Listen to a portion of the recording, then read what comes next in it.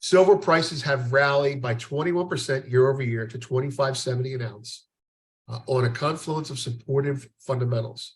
Tightness on the physical market has been visible in several pockets. Okay, this is a big deal. I've never seen a report do this before.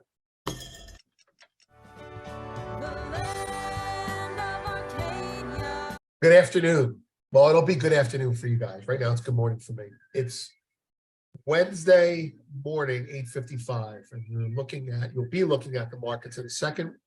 I'm Vince Lanci, and this is the Arcadia Economics weekly or weekday version of what we would call the silver fix. So let's share a screen here and give you an idea what we're looking at. All right, on the left, that's our agenda today. On the right, you see the markets. Okay, I want to talk about the markets. We'll touch on the news recap, which won't be your typical news recap, market analysis, which we'll touch on with markets. And I want to go through a report that was focused on silver that is very significant in putting silver on the map, let alone the radar. And then finally, I have an order on place. I had an order placed for a delivery of a certain amount of silver, and that was delivered yesterday. You may be able to see that. It's on the table behind me. I'll be opening that this Sunday. We'll do an unboxing, as the kids like to say. Okay, so here we go. Let's start with the news recap. There were the usual news stories out, but nothing that compared to what we've been privy to for the last month or so. I'd say the most important news out will be that the Zimbabwe gold coins were subscribed or even oversubscribed. Nothing that I saw on silver that stuck out in particular, except for, and it's a big except, the report that we're about to go through. But I will say this on the news recap, globally, geopolitically, which silver's a geopolitical metal. Keep your eye on the fact that oil is lower from where it was a week ago. Gold is lower. The dollar is stronger, and stocks have been holding their own thus far. By no means is this set in stone, but that's a geopolitical comment that something is getting a little bit more peaceful. And if that's the case, you could see some central bank selling in gold. Who would be a seller of gold? Russia. No one else. Russia. Maybe Turkey. Russia would possibly be a seller of gold because it needs currency with which to transact business locally and regionally. And with oil prices dropping the way they've been, there's a more than good chance that Russia's revenues as a country have dropped significantly. And when that happens, they have to liquidate what we actually call it, a rainy day fund for things like that. And that could mean some gold selling. How much of a chance? Well, it happened in February. Gold was rallying in February. They sold gold. China was a willing buyer, so it didn't really affect the market. However, who knows what's going to happen going forward? So keep that in mind. Geopolitically is where the news is this week. That's my point. Another comment, keep in mind, when's the last time you heard Biden bad-mouthing OPEC? Not recently. When's the last time you heard OPEC bad-mouthing Biden? Not recently. And combine that with a trip about a week and a half ago by, I forget his name, somebody important, Sheridan, I think his name was, to MBS. And then lo and behold, after that meeting, we announced we're going to buy 3 million barrels of oil back. So pay attention to oil if you're trading silver and gold, because if we're buying oil from the Saudis and the price of oil doesn't go up and there's no hate speech going back and forth, then maybe things are getting a little bit nicer, at least in the short term. and that's bearish for precious metals. That said, there's another report out today. Actually, on the 16th, I got it today, and that report shows TD Bank getting long gold for a tactical speculative position based on the fact that they think it is oversold. I have no opinion that I'm going to discuss here on that. I will say that they like gold and silver because, like many other banks, they like it because despite the high price, but mostly referring to gold, despite the high price, the investor segment, meaning U.S. investors, are underinvested. And given the high price, with more room for these people to pile in, gold and silver could go significantly higher. That's the case. And the reason that case is accurate is because central banks have been buying gold for about a year now. And so the price is a lot higher because of central bank buying and not because of regular investor buying. Doesn't mean we're going up. Just means that there's a lot of dry powder out there, they believe, that could push this market higher. We'll see if that happens. Okay, market analysis. Silver and gold, and you have the cash markets on board there. I want to give you a quick market analysis, and it's not bullish. See this day here in gold? This is the day that Shanghai reopened after their version of Labor Day or Memorial Day, whatever it was. And on that day, gold spiked significantly higher, 2%, I think, almost, and then settled down to 1% higher, and then has been backing off ever since. Now, silver, you'll notice, did not spike higher. That's a bad sign. When gold spikes, this isn't retrospect. I'm not saying that I traded this. When gold spikes like that and silver doesn't lead it, or at least outperform it, that's a problem. That's like probably a VWAP trade. Now, I didn't say that when I spoke to people in the GoldFix community, but I will say that I did say this. This is not a good sign because we had a lot of new longs get in here. Here, I'll spread this out. Between here and here in silver and gold, you had a lot of new longs get in. So I'll make a number up, pretty close. 10, 10, 15. So 10, 20, 35,000 speculators got long in these 3 days. 1, 2, 3, right? In this day down here, only 10,000 got out. That leaves 25,000 speculators left to get out. And I said as much on Sunday to the GoldFix founders. And we had a couple days bounce, and this was like a net nothing. Basically what I'm looking at here is I'm looking at the rest of the speculators are out. It went up, speculators got in, it went down, the speculators got out. So from here, you might think that the metal has a little bit less of a overbought timeline, and you would be right. And that's probably why TD is getting the phone.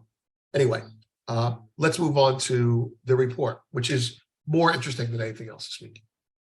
What we're going to do is we're going to go through the Bank of America report on silver, but as a preamble, about 6 months ago they started writing on gold, and they weren't heavy writers on gold before, and then they put out 3 or 4 reports in succession. Gold, for gold's sake, gold as a potential green metal if they merge with copper miners, and then they were talking about gold as an underinvested asset. And I said, okay, so their gold is in play right now for them. And I look at these reports very meta-like, and I'm not going to do that today. I want you to just, when you see a report like this, I want you to know how to read it. Sorry, I'm getting over a huge allergic reaction that I had for months. And those of you who know about it, I'm finally on the mend. So here we go. The report has 3, 4, 5, like 10 or 12 pages. Now, the Bank of America report is not split into sections. I'll show you the report, but I'm going to split into sections for you. The first 3 pages are about their introduction, their idea, and their rationale. And that's interesting because they mentioned the COMEX, which is not something I've seen in the past. The second 6 pages, 6 pictures, are about supply and demand. We'll go through that. The green economy demand projections are the next three pictures. Where is that? There it is. Okay.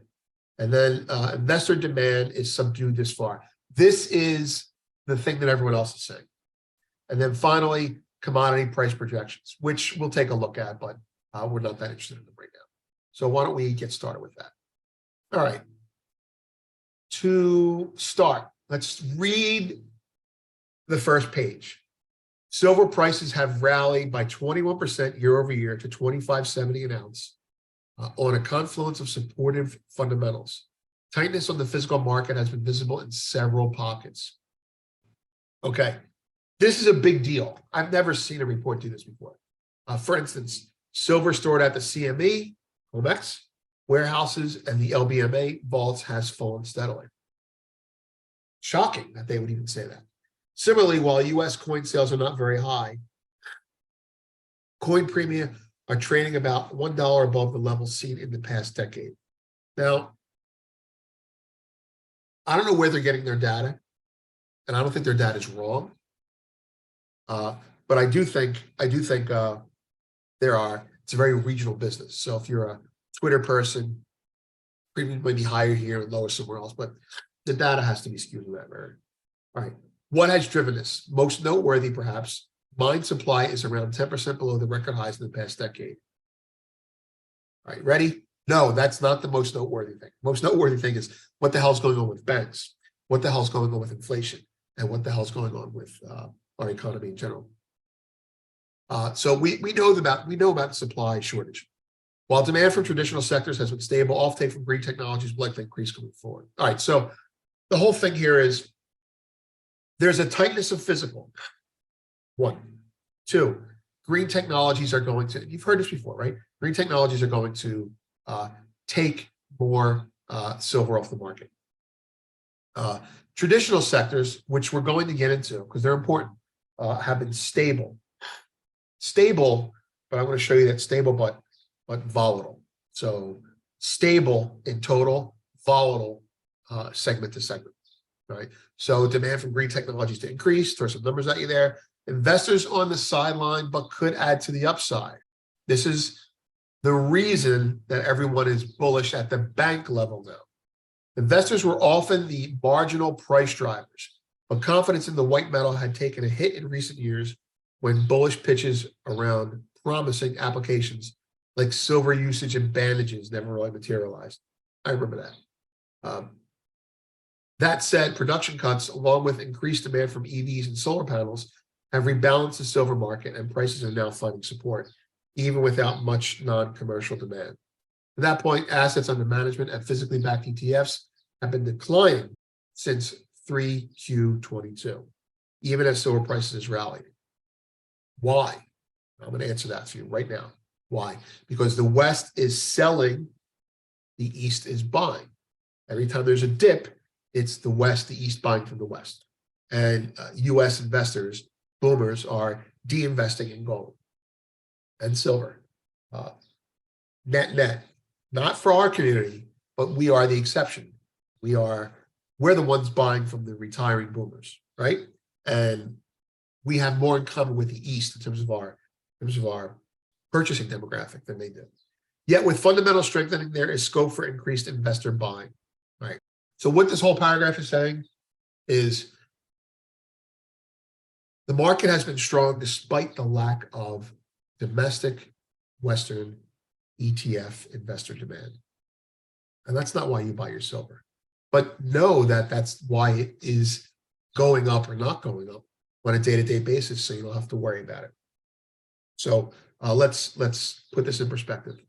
If central banks are buying gold and sovereign funds are buying silver, they are,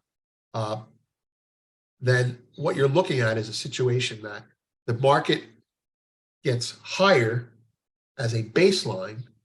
The floor is raised, as I said in July of last year, because of Basel III. The floor is raised, and you don't need as many contracts at the speculative level to push it higher. And that's a good thing. When you got a market, for example, gold is basing at 2,000. It's going to drop to 1,900. That's crazy, right? 2 years ago, it was basing at 1,600. All right, so let's go to the next section. Silver regaining its sparkle. CME silver inventories. Look at that. COMEX silver inventories. Silver stocks have been falling. Silver held in LBMA vaults, also falling. This is significant, and it's the sign of the changing world. Yes, they're both falling, but historically, you will frequently see silver in the COMEX drop and London raise, and that was before Asia was a big player. Well, they've been a big player for 10 years, but before Asia was a big Q player, and I'm referring to actually to India, was a big player. You would see COMEX in London, COMEX metal go to London, COMEX London metal go to COMEX, back and forth as people arbitraged the carry. And you would see one go up and the other go down, and you're not seeing that since 2020. So in 2020, you saw COMEX. This metal going to COMEX in 2020. This is metal coming from London, right? May not be coming from the LBMA, but it came from London because the US pulled metal from London for delivery. That's when we had that whole backwardation craziness. But now you're looking at metal from London and metal from COMEX drop at the same time. So that should give you an idea. Something's going on here. All right. Now we're looking at demand. Coin sales have not been exceptionally high. I don't know where they're getting that data from, but let's say it's nationwide as opposed to where we are in our little neck of the woods. Silver Eagle coin premium over ingot, not over spot. So an ingot's about, say, $1.50 over spot. So it's about $4.50 over spot. So you're seeing higher than that now. So I think maybe they're underestimating that. Maybe their data is a little bit stale. Right. Mine supply remains well below all-time highs. Traditional industrial demand. Okay, here we go. Traditional industrial demand is not strong right now. So we'll go through this. Silver prices and mine production. You can see silver production is flat to lower. That's probably not going to go up anytime soon. Silver production is flat. Traditional sectors are subdued. So traditional sectors would be industrial and jewelry, right? And so the EV sector is actually balancing that out. Now, they're saying industrial and jewelry is subdued, and they're going to show you that, except for India, they're right? Japan, right? Not buying a lot of silver lately. US, not buying a lot of silver lately. China, not buying a lot of silver lately, but that's probably not accurate. China jewelry sales, they're growing, which is counterintuitive with these two charts here. That's why I think the jewelry demand is higher. But the most important thing about silver has been India, right? So if you look at the last year, this is 2022's demand in silver. And this has been India buying. I personally think, although I cannot prove it, that India has been buying not just for India. When the BRICS started accumulating gold, sovereign funds started accumulating silver. India bought for India, and I think India bought for someone else. India has been a broker of oil. They've been buying oil from Russia and selling it to Europe. India has been a broker of oil from the Saudis. India has been getting in the middle of everything. I believe they're getting in the middle of silver as well. I don't think Russia has as much silver as they'd like. And I think India has been a buyer of silver for themselves and others. And I say that because you look at the data. When China was buying gold, India did not compete with them. They didn't go out there and compete with China buying gold. They bought silver. So it's kind of like, if you're buying that, I'm not going to buy it because you're going to pay up. I'll buy something else. So I think India is getting pretty smart on that. Off-take from the green sectors. Right? So this is where you have your increase in demand. Shifting focus to the green sectors, electric vehicles and renewables. Rising demand should support silver prices going forward. Chart 12 picks up on this, highlighting that electric vehicle production is set to increase steadily in the coming years, and EV penetration rates could rise to about 40% in our base case. Okay, this may be true from beginning to end, When you see that line there, that's a man-made line. And I want you to be careful of lines like that. That's an estimation. And on average, it'll be right. But the volatility year to year is not something you want to rely on. However, look at the world ex-China versus China. I think in EV production, that's right. But in solar, you're going to see it change markedly. So in solar installations, the US is increasing in its solar demand at a faster rate than China is, which makes sense if you think about it. So I think while this is important, demand for silver will continue to grow in China and the US on the same pace. And that's because in the US, silver is going to be in demand, I think, for solar panels more than EVs, or at least subsidized that way. And in China, it's going to be, because we have to catch up on the solar panel thing. And in China, it's going to be for EVs. That's an opinion. All right, so EVs are significantly more silver intensive than cars with a combustion engine. Okay, an EV uses a little under 40 grams on average. A hybrid EV uses between 23 and 27, and an internal combustion engine uses 20. So you're going to see more offtake in silver as that happens, which is why we need to pay more attention to copper's silver relationship. Demand from the grid, is more patchy. Chart 15, the grid meaning solar. The thing holding back solar demand for silver in the US is the fact that our infrastructure is so old to begin with. But I happen to know that that's changing. I know some people in the industry, and solar panel demand is increasing significantly because governments have moved from our government, locally as well, has moved from subsidizing EVs to subsidizing solar panels. And the reason they're subsidizing solar panels and storage of energy, like the batteries, is because they want to reduce strain on the grid. So there's a subsidy bubble that's moving around right now. Right now, it's moving over housing solar panels. Definitely in Connecticut, I'm seeing that. Okay, so here's the big deal. Why is silver going up? Bank of America says investors are still on the sidelines. Remember, last year, China demand was the West selling and the East buying, China and India. And they're saying that the West return in interest is going to be coming. And I believe that to be true, but I want you to keep in mind that if the central banks stop buying gold, or if Russia has to sell gold, then you're going to see the buying come in at a much lower price. So physically backed ETFs have made it easy for consumers to access the silver market. Not surprisingly, these vehicles sold 748 million ounces of assets, equivalent to 88% of metal held in LBMA warehouses. All right. Linked to that, investors were often the marginal price drivers. Marginal meaning, if you're not familiar with that phrase, marginal meaning they're the ones that have the ability to drive price at the speculative area. So steady supply, steady demand, and the unknown is the marginal price driver. Yet confidence in the white metal took a hit in the past decade as bullish pitches around promising applications never really materialized. The bandages thing wasn't a big deal. That said, production cuts along with increased demand from EVs and solar panels have rebalanced the silver market, so prices are now finding support even without non-commercial demand. To that point, assets under management as physically backed ETFs have been declining since 3Q22, even as silver prices have rallied.